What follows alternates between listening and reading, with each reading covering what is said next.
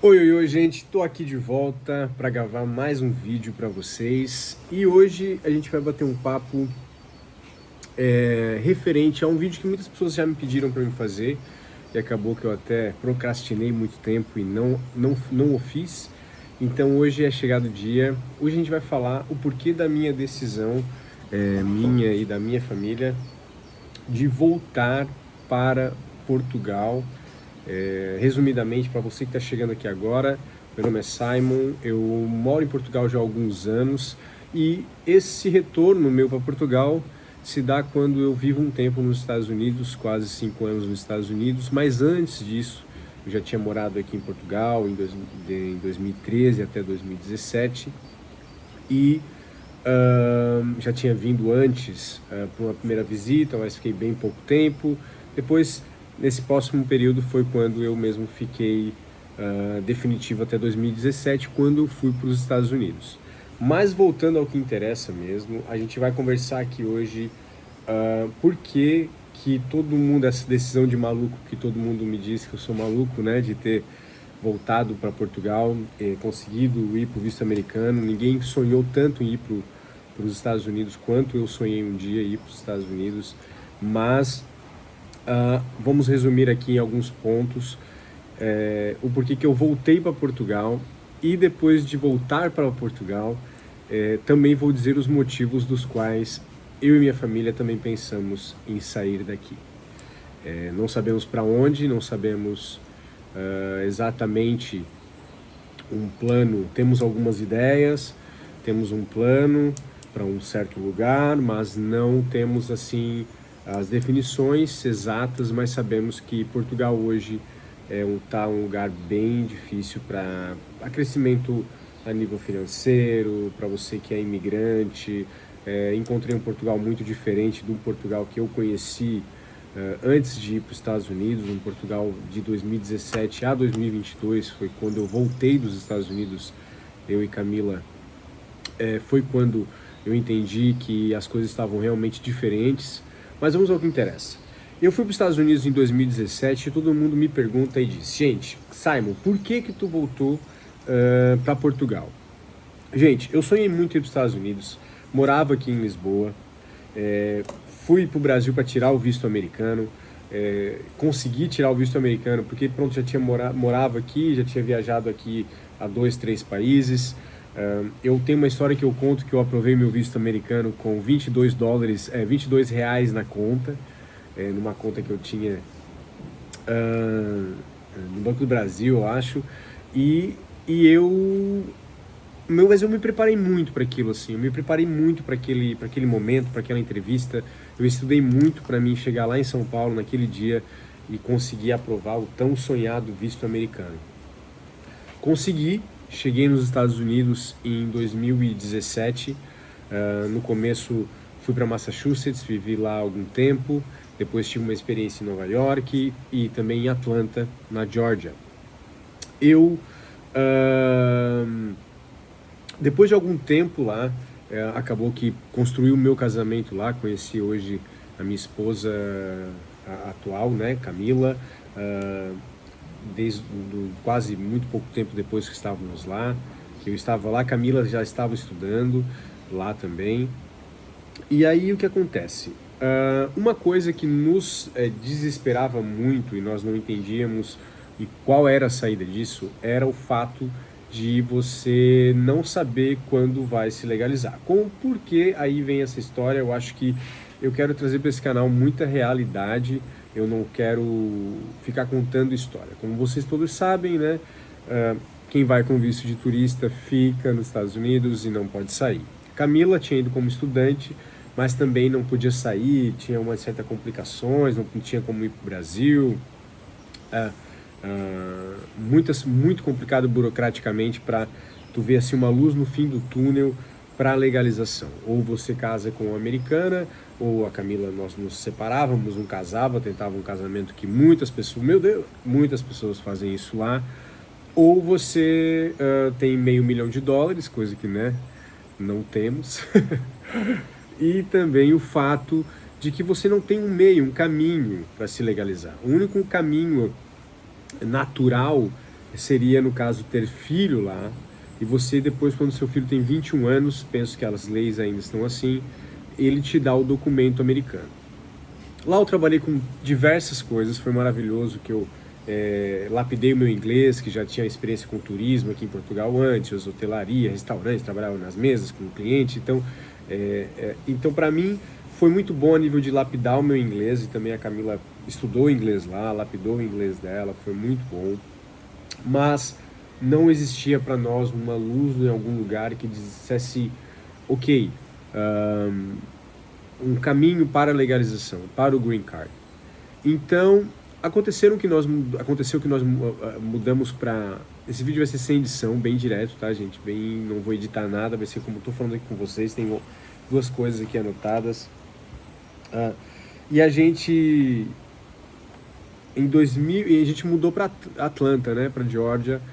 Tivemos lá, foi uma experiência legal, até as coisas se estabilizaram, alguma coisa, o que nos prejudicou, claro, eu peguei...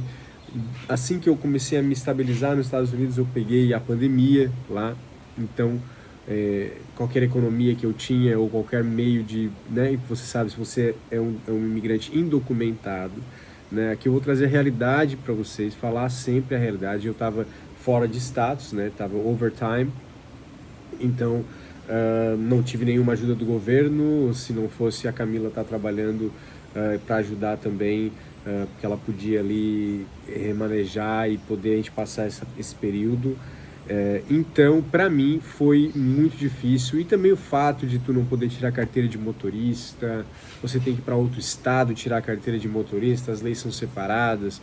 Aí muitas pessoas que moram em Massachusetts tiram a carteira na Califórnia, ou que tiram em Maryland, que era um plano que por isso que uma época eu tentei ir para Maryland tirar a carteira, mas são algumas coisas burocráticas lá que para nós não víamos por onde ia caminhar para se legalizar. Mas o ponto assim, mesmo que pegou mesmo a gente, essencial, que pegou muita gente, quando nós entendemos também que a gente queria ter filhos, que nós estávamos querendo ter filho, aí você disse, nossa, Simon, então chegou a oportunidade, mas é uma prisão. Nós teríamos filho lá, os pais da Camila não conseguiram aprovar a ida para os Estados Unidos e o visto americano de turismo, então eles não conseguiam ir nos Estados Unidos, eu não conseguia vir a Portugal e voltar, a Camila não conseguia ir no Brasil e voltar. Quando nós entendemos que nós queríamos ter filho, e aquela parte também de ataques em escolas, aquela instabilidade em ataques em escolas, eu comecei a ouvir uma notícia de um conhecido que aconteceu, e aquilo começou a ficar um pouco para mim meio fora assim. Aconteceu um fato fatídico comigo também, vou trazer aqui para vocês, quando nunca tinha acontecido isso na minha vida, aconteceu no Brasil, o cara colocou uma arma no meu rosto, assim, isso aconteceu nos Estados Unidos, quando eu fui comprar uma coisa numa loja e eu levei para casa e quebrou assim um negocinho no vidro, enfim, voltei na loja para tentar, olha, numa boa onda, tentar trocar o produto, tentar falar com ele, né? E depois de uns 5 minutos de conversa, que eu queria falar com o dono e ele não deixava eu tentar me comunicar com o dono da loja para dizer, olha, eu não quero o dinheiro todo, mas tá vendo ali, ó, tá rachado e tal, poxa, você poderia dar uma olhada aqui, né? Tá rachado aqui, tá, enfim. Ele simplesmente get out of my store and just put the gun on my face. ele só falou, sai da minha loja, e ele simplesmente botou a arma na minha cara, assim, e aquilo foi muito traumático para mim.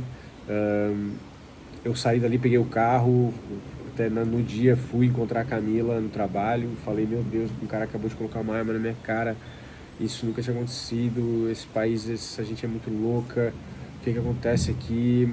Então, essas instabilidades, e também aí vem uma coisa que acontece muito complicada, que eu nessa época, eu sofro um acidente de carro saindo de casa. E a pessoa que no caso eu trabalhava na época, e o carro que eu estava utilizando, ao invés de dizer, ô cara, tu sofreu um acidente, vamos lá ver o que acontece, essa pessoa simplesmente disse, cara, não tenho nada contigo. E realmente não tinha. A nível dos empregatícios, eu estava trabalhando para ele, né, no frio, né, como todo mundo faz lá nos Estados Unidos. E ele simplesmente, cara, te vira, não tem nada a ver com isso. E aquilo ali pra mim também foi tipo, cara, que é uma gaiola de ouro, que algumas vezes tu ganha ali um dinheiro, mas a América te pega aquele dinheiro de volta. É um jogo muito profundo de que as pessoas precisam entender que a América é muito mais profundo do que, vou chegar, vou ganhar $1.000 por semana e a vida vai ser ficha, eu vou conseguir fazer isso, fazer aquilo. Então, existe uma América muito mais profunda do que isso, né? Passei a pandemia em Nova York, isso também foi muito complicado. Tô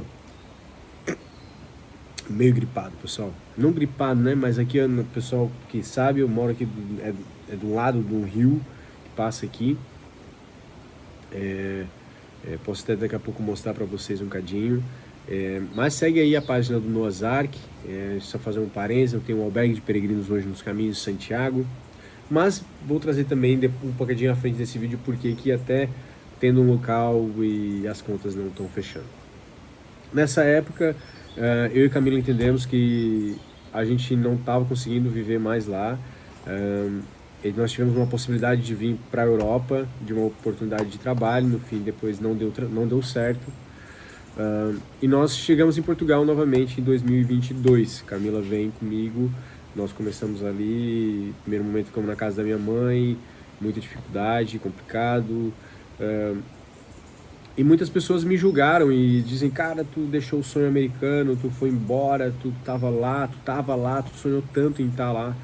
Mas eu entendi que lá era uma gaiola de ouro onde eu não conseguiria poder ir, entrar. Eu conheci muitos brasileiros que estavam lá há 30 anos, que construíram casas que nunca moraram, que construíram prédios que nunca viram, que morreu todo mundo da família.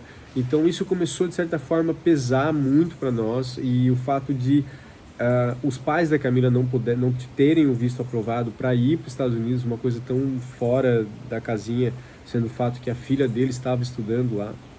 Então esse ponto também acabava muito com a gente. Se separar para a gente casar, para tentar alguma coisa, a gente não iria fazer. Então a gente decidiu, olhou um para o outro e disse, ok, vamos voltar a Portugal. Portugal é um país minimamente com uma estrutura de segurança financeira. Hoje está muito difícil, então você já entenda aí que vê esse vídeo, que quer vir para Portugal. Se você tem uma renda fixa no Brasil, que você já vem com o salário do Brasil, cara, vai na frente, vai em cima. Mas se você vem para cá na busca de vou vir com 2.000 euros e arrumar um trabalho numa fábrica, irmão, pensa muito bem sobre o que tu está querendo fazer, pondera, vê o caminho, já vem com uma proposta muito fixa. Tem que ser um país que hoje ele está num limbo, num grau de muita sensibilidade de você ficar mesmo sem ter comida em casa e pedir cesta básica, entende? Que é o que eu passei, entende? Então, o que acontece a gente volta para Portugal, como Deus faz maravilhosamente tudo na nossa vida, um porquê tinha sobre isso. Eu, como já tinha morado em Portugal antes de ir para os Estados Unidos, quando nós voltamos para cá, depois de um ano, a Camila engravida, né? O meu filho já nasce português, pelos anos que eu já tinha morado aqui, contribuído, ele já nasce português também, e também por uma lei, né, claro, que tem aqui. Ele nasce português, mas e os pais dele? Os pais deles até hoje estão com a residência CPLP, porque eu não consigo ter um agendamento na AIMA para resolver a minha situação, sendo no qual eu já me qualifico para minha cidadania. E eu não consigo simplesmente, coloquei no advogado, isso está no advogado, eu não consigo pegar o meu cartão de residência porque não marca um dia, não tá foi para a justiça pelo fato de eu ter um filho português, já era para mim ter a minha residência, e com o tempo que eu estou cá eu já me qualifico também com o tempo agora para a cidadania, e a gente está nesse marasmo. Então, que é a situação de muitos brasileiros que estão aqui, que fizeram manifestações de interesse, que estão com os processos na AIMA.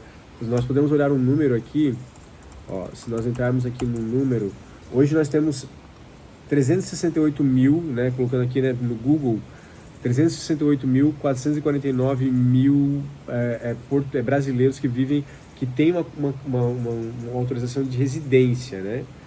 Que vivem em Portugal. Mas se nós vamos aqui para o número brasileiros hoje em Portugal, se a gente clicar aqui, a gente vai para 514 mil, que é o total, né? Então a gente tem quase 130 mil, 35 mil, 40 brasileiros que estão aí nesse processo, pessoas que entraram com turismo, pessoas que estão esperando se regulamentar, e muitas pessoas realmente mesmo para nível de regulamentar essa parte burocrática. Tem muita gente que eu conheço que está trabalhando, que paga imposto.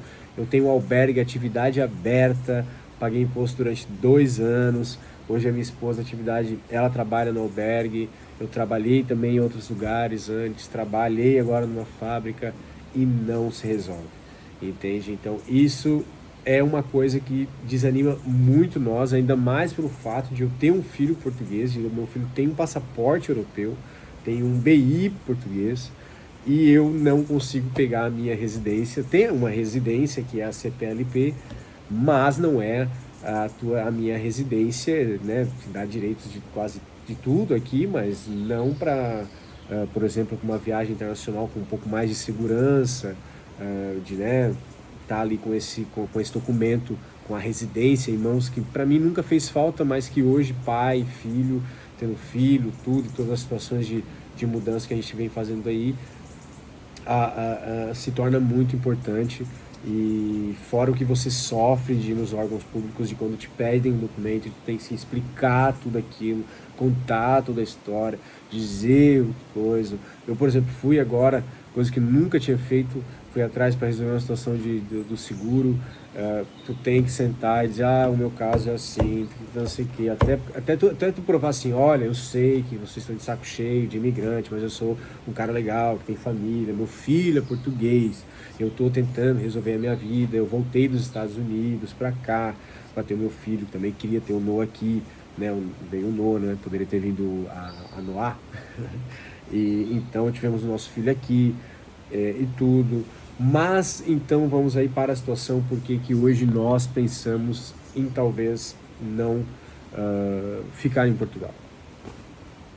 Simplesmente porque nós estamos exaustos dessa situação, completamente exaustos de pagar imposto todos os meses e você ser tratado, e para mim a nível de xenofobia, tratamento dos portugueses, jeito que te olham nos cafés, quando as pessoas vêm tu falando, Simon, cara, eu conheço bem íntimo de Portugal, eu conheço Alfama, sabe, o coração de Alfama, eu me criei lá por Odivelas, lá, vendo lá aquelas coisas lá, tudo, e não era assim, não era, é uma crescente muito fascista que hoje vem e cresce em Portugal, de uma xenofobia gratuita, assim, de você e a pessoa falar, você tá no café, se você for um tapado, um cara que não vê nada, tá olhando pro céu, mas para quem é pai, para quem tá sempre mais de olho atento e observando as coisas ao redor, você começa a observar que realmente isso é um problema que já não foi um problema tão grande, mas hoje a xenofobia e o racismo tá mesmo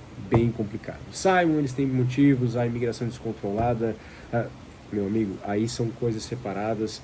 Eu, como cidadão comum de bem, não tenho que viver as situações por outras pessoas. Meu filho, minha esposa, são outras coisas, né?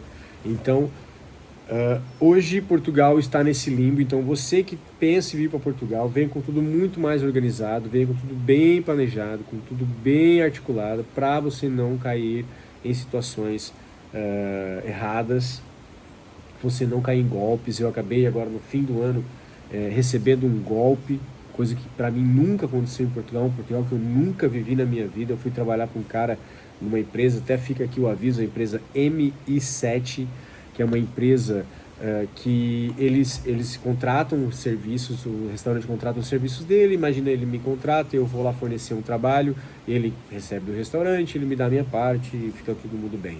Até aí seria perfeito se tivesse tudo corrido assim, mas ele é um golpista, tem reportagens na RTP, e pronto, eu não pesquisei, e mais 9 pessoas nessa leva que levou o golpe agora nessa última leva, que ele deu um golpe em português, mas eu me basei por maioria, né? Como tantos portugueses maravilhosos que eu conheci, nessa minha vida aqui, eu não posso me basear pela minoria de um cara que me deu um golpe, que acabou com a minha vida financeira no fim do ano. Deixei de ir trabalhar para outro lugar porque tinha dado a palavra de cumprir as horas que tínhamos acertado de trabalho. Então, me prejudicou muito. Foi um dos fins de ano mais difíceis que nós passamos, estamos ainda passando. Então, para mim, essa abertura de jogo aqui que eu estou abrindo com vocês é a participação de vocês também de um plano que até agora não vou compartilhar com vocês, mas realmente Portugal as contas não estão fechando, um salário de 920 euros. Vai vir aqui, como veio no outro vídeo, comentário, mas 20% dos portugueses não ganham, 20% dos portugueses ganham salário. Meu amigo, em qual mundo tu está vivendo? Em qual universo que tu está vivendo? Aonde estão? São 20% dos portugueses que são ricos pra caralho e que não ganham, perdão da palavra, e que não ganha um salário mínimo. E ganha mais. 80% deve ganhar o salário mínimo. Entende? É a realidade do povo que eu tô a dizer. Eu não vivo num mundo alienado de playboy que vem pra cá fazer vídeo, que mamãe manda pensão do Brasil, não sei o que, e mostra um Portugal de que, tipo, não. Se você vai jantar hoje em Portugal, não é mais Portugal de 2013, 14, 15. Sai, mas a inflação, mas a conta não fecha. Se você hoje olhar preços de prateleira, de coisas que de prateleira, até no próprio Canadá, Estados Unidos, tem coisas que o preço da comida tá igual em um país que o poder de compra de um salário de 4 a 5 mil dólares por mês, o preço do leite tá o mesmo. O preço da fralda, o preço do medicamento, muitas coisas estão fora de questão, entende? Mas não sei qual mundo alienado vem esses espertos que chegaram em Portugal faz 3 semanas e criam vídeos dizendo, nossa, claro que é barato, porque tu nunca viveu em Portugal onde realmente era alguma coisa barata. Quando tu tinha 50 euros na mão, era 50 euros, entende? Hoje em dia tu pega 50 euros, o que tu faz com 50 euros? O salário é 920, nós já estamos falando de quase 6% do teu salário, entende? 8, sei lá. Então, rendas exorbitantes que vão a lugares que não faz sentido, onde as casas são alugadas, os valores são alugados, para cara, pessoas que não têm a realidade dos portugueses, dos brasileiros, das outras nacionalidades que vivem aqui. Então, nós entendemos que Portugal hoje é um país que eu voltei, que foi maravilhoso para ter meu filho aqui. Só esse fato de ter toda essa complicação com a residência, de poder pegar os documentos, de poder pegar as coisas, isso, sabe, não se sentir realmente podendo fazer aquelas coisas naquele lugar, que era já o que eu vivia nos Estados Unidos. Então isso vem atormentando muito a nossa vida. Eu queria deixar aqui esse vídeo, queria finalizar esse vídeo dizendo para vocês que esse foi só mais um resumo. Muitas pessoas perguntavam e perguntavam para mim por que eu vivi em Portugal, fui para os Estados Unidos, vivi lá e voltei para Portugal. Então acho que esse vídeo eu pude resumir para vocês, fora de outros pontos que aconteceram na América, que aconteceu comigo em Nova York. Quem me segue lá no Instagram sabe que talvez eu possa trazer essa história um dia aqui para vocês. Então, para mim, eu sou grato, muito grato pelo que os Estados Unidos me deu o inglês, me deu um pouco mais de liberdade de comunicação, e o meu casamento, que isso nem entra na conta, que me deu o meu casamento, me deu meu filho, né?